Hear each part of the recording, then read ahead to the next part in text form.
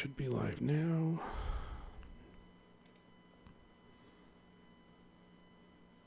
So I'm just going to repin this. Pin. Okay. Okay, we are back. All right. So, what was I saying? Oh, I was saying,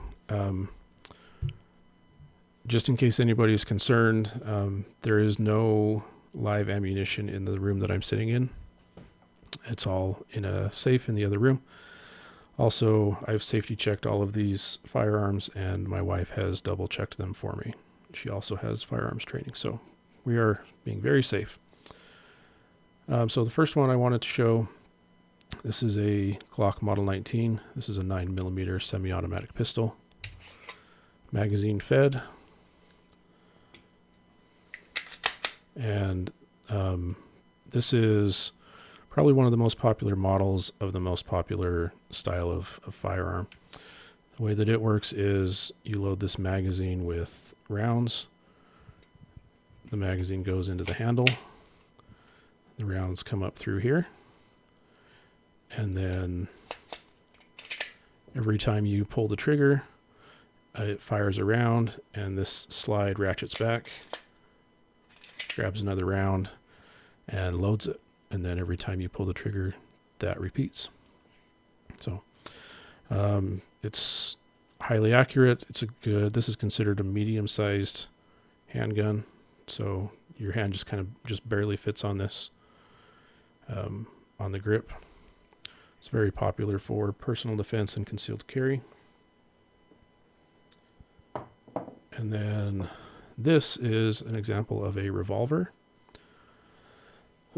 Excuse me. This is a Smith & Wesson, caliber is .38 Special. This holds 5 rounds, and they sit in this cylinder, which as you fire, it spins and loads the next round into position. It's very similar to revolvers of the Old West. It's just more modern and a more modern design. Also very small. This is one that I used for concealed carry for a while, but decided I didn't like revolvers, so now it doesn't get a whole lot of use. It's not accurate at very long range because it has a very short barrel. You can see here it's only about 2 inches. I used to love shooting with my dad's revolver until I got powder burns on my hand. They are, yeah, and actually we mentioned that earlier, that revolvers have some safety issues. So when you're holding a modern pistol, the correct way to grip it is to hold your dominant hand in tight and then come around with your support hand and hold it into a tight grip like this with your thumbs pointing forward. The problem is, as I'm sure you can attest to, if you do that with the revolver, the problem is there's a gap right here that, excuse me, when you fire the bullet, it jumps from the cylinder into the barrel. And so if you have, I don't know if you can see, but there's actually a space there. And so if you have your hand there, it'll get you good. So when you're holding a revolver, you do what's called a teacup grip. And your other hand goes underneath like this. So I'm glad you mentioned that because I forgot to bring that up. Yeah, I felt like I had to share. I have another story about taking my wife shooting, and she thought it would be a great idea to wear a tank top, and I may or may not have warned her. And I'll admit that I was a jerk, and I did not warn her that she will probably get a shell casing down her tank top, and sure enough, she got a shell casing down her tank top. It was a good laugh for me, and not so much for her, because those things come out hot. Yes, they do. Yeah, a baseball cap is always a good thing when you're target shooting. Mm-hmm.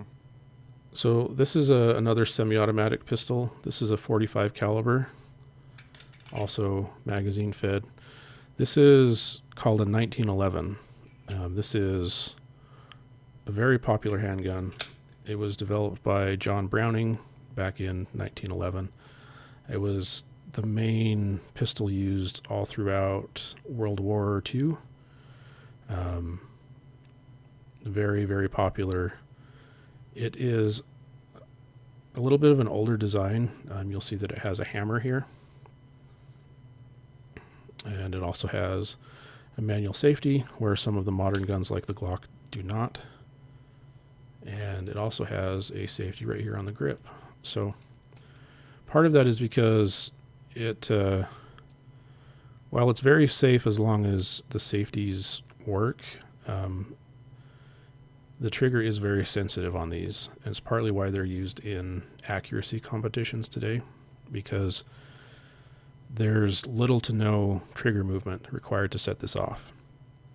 And so the way that this is designed to be carried is to have the hammer locked back and the safety on. And that's why it also has this secondary safety here, so that if, and I'll just show this, so both of the safeties are engaged. I pull the trigger, nothing happens. Even if I flip the main safety off, unless I'm squeezing this grip, the gun still won't go off. So that's the reason that it has double safeties like that. As far as how this operates, it's identical to the Glock, where you load the magazine, it feeds rounds up the handle, and they're grabbed one at a time every time the slide cycles back and forth.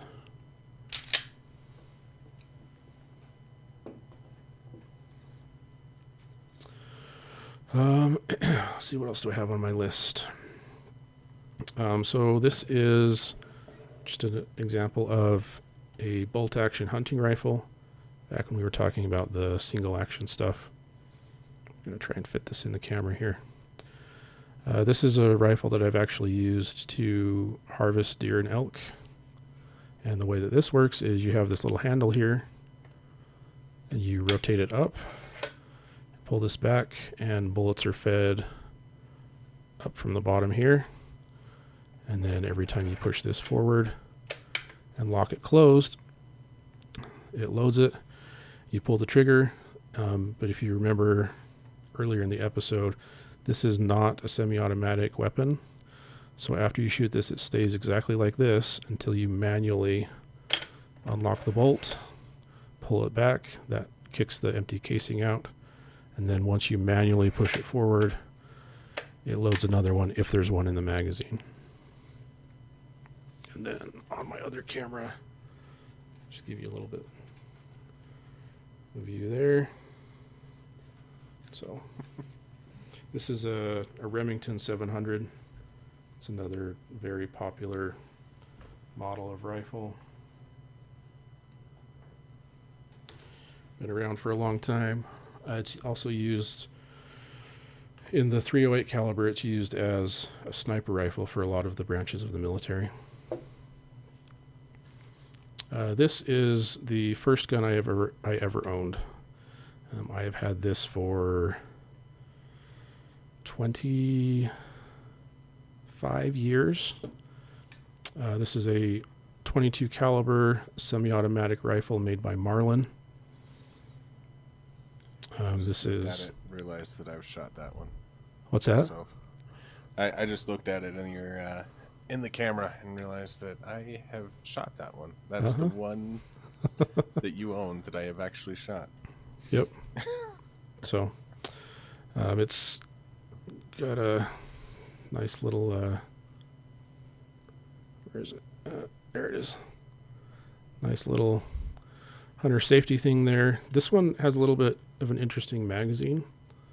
So the magazine is actually this tube underneath, and then I'm gonna have to do this on the other camera.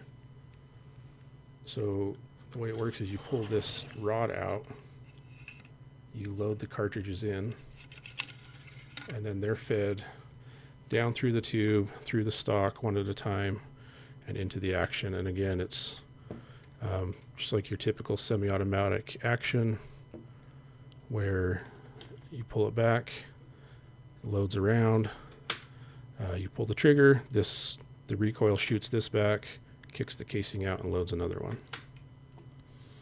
So this one honestly has been fired probably tens of thousands of times. It's really remarkable how, just even from like a mechanical perspective, some of these firearms are.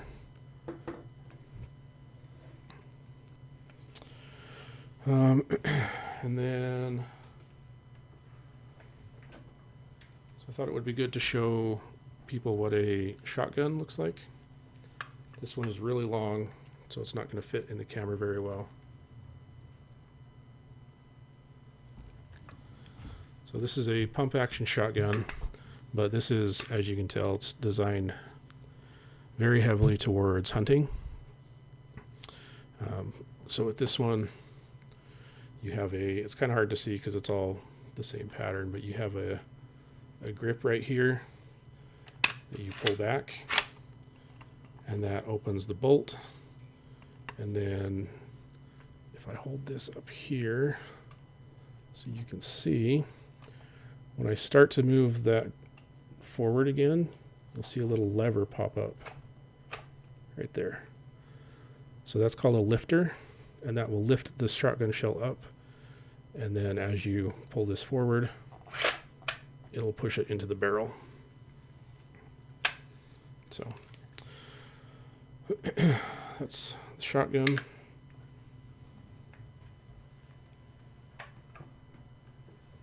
That one's made by Benelli. It's an Italian company. And then the last one that I wanted to show, this is an AR-15. This is the one that is scary. So this one I actually put together myself, which is not an unpopular thing to do. With the AR-15, the part that you have to get from a dealer is this main metal part right here. That's the part that has a serial number that you have to pass a background check and everything for, same as every other firearm. And this one is, even though it looks a lot different, really it's, again, just the same semi-automatic action that the other ones use. So you have a magazine that goes in here. They come in 5, 10, and 30 round variants usually. And then, so on the 22, where you had this little silver handle that you pull back, to load it on this one, it's right here. You pull it back, the bolt opens, and then it pushes around in, closes, and then when you pull the trigger, the bolt will go back, but the actual handle stays in place. So the handle is detached from the bolt. That's one of the things that makes it slightly different. That makes it so it doesn't hit you in the face when you're shooting it. And it shoots the bullet that I showed earlier, which actually is the same diameter as a 22. It's just a little bit longer. And yeah, I think that's about it. I know this gun is legal in my state. I think in California it might not be. I don't know what their rules are on like adjustable stocks. But yeah, I don't want to get political. This is just a basic red dot sight. It's not night vision or anything fancy like that. It's a pretty basic rifle, but it's, I built that one about 10 years ago. It's been used for coyote shooting, target shooting, and competitions. It's been a good gun. I have to admit, that's my least favorite model. I've shot one. It is kind of fun to shoot, but I don't really like it. Yeah, a lot of people don't. But it's honestly, I'll be honest too, it's one of my favorite ones. Oh no, people who, I have nothing against people who own them responsibly. Yeah. But I mean, I also don't go out to the range and try and dump as many rounds down range as possible. You know, it's when I shoot, it doesn't matter what I'm shooting. I look at the target, I acquire the sight picture, I shoot one round, I take my finger off the trigger, I look at where it went, I adjust, and I, do that over and over again. Mm-hmm. So. Sorry, you mentioned coyotes, and there is a pack of them outside my window, yipping and hollering. They must be on the hunt. Yeah. Yeah, where I used to live in Utah, there was a bounty on those guys. You get $40 for every pair of ears that you turn into the fishing game. So. That's fun. Anyway, that was all I had. So, just wanted to kind of give everybody an overview and show some examples. With the overview and with the examples, I'm not squeamish around guns, but it's a lot to take in, and to see them can be kind of scary for people that aren't really aware of what they're used for. So I think we should end the main topic by talking a little bit about the uses for guns, because depending on where you get your news, I don't want to get too political. So people will say that nobody needs a gun. People will say a lot of things about them that show how naive people can be about them. So as far as uses, what you mentioned hunting. Mm-hmm. I've actually never been hunting. I've gone with people. I've always been a spotter, but I've never gone myself. I've never had a desire to. I don't know. I enjoy target shooting, but hunting's not something. So I know you go. Can you kind of explain what hunting entails? Like what kind of guns you would use for it? The process of getting tags, that type of thing for anybody? I know this is kind of off the topic, but kind of related. Yeah, I'll just keep it brief. So you need a hunting license, which is generally issued by the state you live in. So when I moved from Utah to Idaho, I had to, get an Idaho license. There's generally a fee every year that you pay. And if you're a resident of a state, it's a lot cheaper. There are professional hunters that buy non-resident licenses for some of the big hunting states like Colorado, Montana, and Idaho, and they're several $100s. Some states have a lifetime license that you can pay like $1,000 and have a lifetime hunting license. And then most states also, depending on the species, you'll have a tag that you have to get. So if you want to hunt deer, you'll have to get a deer tag. If you want to hunt elk, you'll have to get an elk tag. There's usually a lottery process for those. The exception being sometimes if there's a lot of female deer, so does, or a lot of cow elk, then they'll just have a general season that doesn't require a tag. But it doesn't happen super often.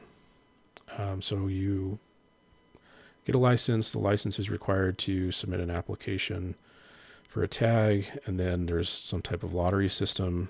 If you don't win, you get a preference point for the next application that you put in. If you do win, then you get a tag. It's generally limited to a specific geographic area that you're allowed to go. So you go out there, you try and harvest an animal. If you do, then it's an actual paper tag that you put on the ear of the animal or on the antler. And then you take it to like a meat processor, and generally they'll ask you how you want it cut up, what type of steaks you want, what type of like ground meat you want, etc. And then you pick it back up and stick it in your freezer. So there you go. The process is really similar for like birds, so geese and ducks. Generally, there's a conservation stamp that you have to do for that, and you have to go through an extra class just to be able to make sure that people are being responsible with the waterfowl habitats since they're more fragile. And then with like geese and ducks, you're usually allowed to harvest more than one. They usually have a bag limit of like 5 or 6 per season. For those of you that aren't familiar with hunting, it's actually really good for the environment. There's only so much that a land can carry of a certain animal, and without hunters or natural predators, and unfortunately here in America, just like elsewhere in the world, we have done a really good job of taking out all the natural predators, and so we actually, part of the conservation of a species is to make sure that they don't get sick. So I just want to add, hunting is actually a really good thing, but it does need to be regulated so that we don't do to desirable species what we did to the predators. So I just want to throw that out there. Yeah, agreed. Before people go, oh my gosh, one of the hosts does not hunt. He's anti-hunting, anti-gun, anti-everything. No, I'm not. I just don't like it. Yeah. A lot of people don't. You're out there in the cold for, hours and hours walking around. Oh, that's not what bothers me. I'm one of those people that just cares so dang much that the idea of pulling a trigger to take the life of a living thing doesn't sit well with me. I can't do it myself. I have no problem going and spotting and being a binocular wielding co-hunter and putting people on the herd. I just can't pull the trigger myself. Yeah, it's an experience. So this year,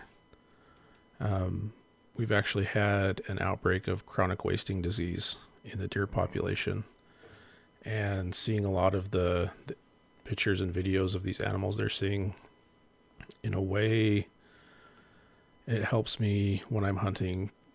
Like, one of the reasons that I hunt is to fight things like that. Like, I watched CWD come through and just decimate the animals in Utah, and it's a problem every single year. So unfortunately, it sounds like with the popularity of hunting going down, it's now becoming an issue in Idaho as well. So, and I know that's not the only cause, but I do want to point out that it helps combat the spread of diseases like that. So, yes. No, it's very important, especially in places that don't have natural predators, doesn't have a wolf pack, doesn't have mountain lions, doesn't have enough of a bear population to do it. So and seeing hundreds of animals die from this disease that really could be prevented through human involved conservation is hard. Yep. So yeah, kind of went off the rails there. My favorite aspect of firearms is target shooting. There is something almost zen-like about staring down sights, putting it on target, and shooting. Like I said earlier in the episode, I suck at using pistols, but rifles and shotguns, I just enjoy it. It's very zen-like to me. My favorite would definitely be shotguns, skeet shooting, trap shooting. Mm-hmm. Yeah, target shooting is a lot of fun. It's not as easy as people think that haven't shot guns before. There's actually a lot to it. There's a lot of physical discipline in being able to very methodically and precisely press a trigger without moving the rest of the gun, and being able to like acquire that sight picture and hold that and control like your breathing and kind of time all of that together. It really requires almost a meditative effort to be able to do that. And it just the mental discipline involved, It's like it's really more difficult and more rewarding than I think a lot of people think. Mm-hmm. Agreed on that. My biggest moment in my target shooting life, I got to work on a range with some Marine snipers, and I had one person walk me into a target at half a mile away, and I was able to hit a target at half a mile away. And there is something really cool about using a long gun and hitting something that's half a mile away. Yeah. Granted, I don't think I could do it without somebody that was doing the wind gauges for me and all of the mathematics on that. But it was a cool experience. Yeah, the scope that I have on my hunting rifle is made by Nikon, and they actually have an app for your phone where you put in the model of scope, the caliber, and like the distance to target, the wind, and everything, and it'll kind of suggest like how to adjust the scope, because this scope has the little wheels on the top and on the side, so you can like click, like, you know, okay, the wind's blowing, so I need to like click, come left 3 clicks. Each click is I want to say it's a 1/4 inch at 100 yards. So yeah, very, very satisfying, very fun. Yeah. And that's another thing. When you get into long distance target shooting, there's a lot of math involved. Oh yes. From everything from the curvature of the world. Sorry, flat earthers, the Earth does have curvature. To wind speed, to the power of gravity. There's a lot to take into account. Definitely. Yep. And then the third is defense, which I feel like kind of speaks for itself. Yeah, so just a couple of numbers. So these statistics come from the FBI. I'm just going to say the numbers. I'm not going to get too political. The one thing I am going to say that I don't think is a political statement, but the times and the cases where a firearm is used defensively to prevent a crime are severely underreported by the media, regardless of which media network it is. So I do have some numbers about that. So from the FBI crime statistics from their website, they have compiled data from 2014 to 2018. They don't have the more recent stuff compiled. Says firearms were used defensively in 166,900 non-fatal violent crimes between 2014 and 2018, which is an average of 33,380 per year. So over 33,000 times per year that a firearm was used defensively in a violent crime. Over the same period, defensive gun use was reported in 183,300 property crimes, so an average of 36,660 per year. So I don't know how many of those made the news, but 34,000, or well, rounding down, 33,000 violent crimes per year, and round 6 is round up, so that would be 37,000 defensive uses in property crimes. So it does happen. I personally think that there is merit to having a firearm for self-defense. I know a lot of people disagree with that, and that's okay. But it does happen. It just doesn't make the news unless it's some type of a tragedy.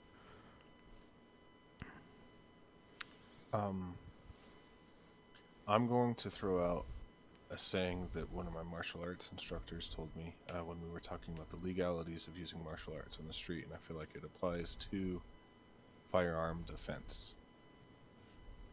Your reaction must be equal to the threat. You can't just shoot somebody for looking at you wrong. Mm-hmm. So keep that in mind. And I feel I'm not a lawyer, but your reaction has to meet the threat, or you're going to find yourself in trouble. So if you do keep one for self-defense, keep that in mind and only use it as a last resort. Yeah, so I'm going to echo that and maybe offer a little bit of additional information. So there's a thing called stand your ground law, and there's a thing called a castle doctrine. You can, listeners, you can look that up and read about it. But my point is that the state where I live, the state of Idaho, has some of the strongest stand your ground laws and castle doctrine laws in the country, meaning that the firearm owner or the homeowner, whatever, has some of the strongest legal protections in using a firearm defensively. That being said, if you go through a course to get an Idaho concealed carry, you are required to sit through a classroom portion that is taught by a licensed attorney. And one of the things that they really drive home is exactly what Steve said. Your response has to be equal or lesser to the threat. And like word for word, that's what is taught. So if you're in your home and, somebody's on your porch making all these threats and everything, okay, call the police. Until they break down your door and are capable of and appear to have the intent to cause bodily harm, you can't do anything. Legally, you're not protected. And again, that's speaking from my state, which is notoriously one of the highest percentage of gun owners, and gun owners are very protected under the law. So take that for what it's worth. Nice. Yeah. I don't think there's really anything else that we can say about using them for defense. No, I don't think so. Actually, I am going to add something. Okay. If you're going to plan on using them for defense, make sure you put in range time. Muscle memory is an important thing, especially to keep up on. You don't want to be in a stressful situation where you have to think about how to use your firearm. If you plan on carrying it for self-defense, make sure you're practicing with it. Yep, and practice with the one that you're going to carry if you have multiple firearms. Because as we saw, there's lots of different kinds with lots of different controls. And now, I think we've got Okay. Yeah, and honestly and seriously, if you're listening to this, if you have any questions, if you have any comments, if you want to correct something that we said, please don't hesitate to reach out. Twitter, email, whatever. Yeah.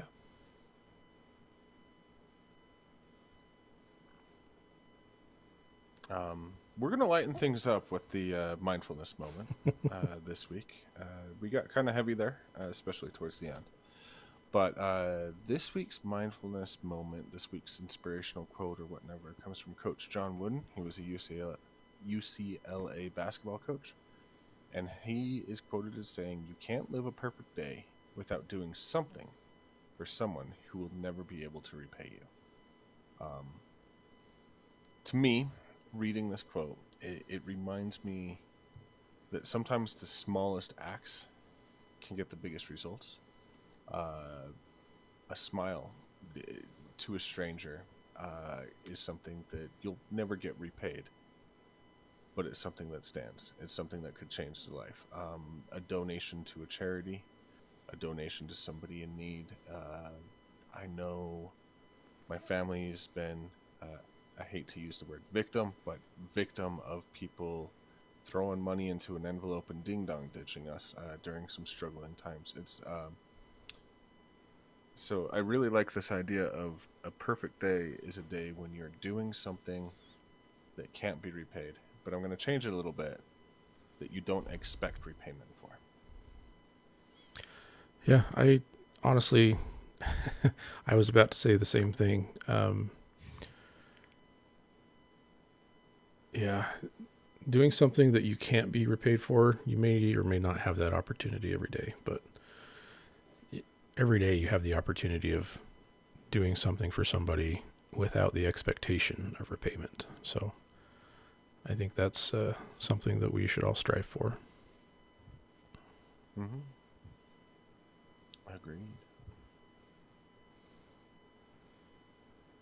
All right.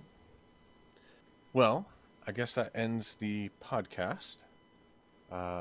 Join us next week as I come down out of the highlands of Colorado and the Scottish Irish Festival, and we talk about what happens at a Scottish Festival, what to expect when you go, some of the do's and do nots of going to these types of festivals, and most importantly, what the best scotch is. See you next week. See you then.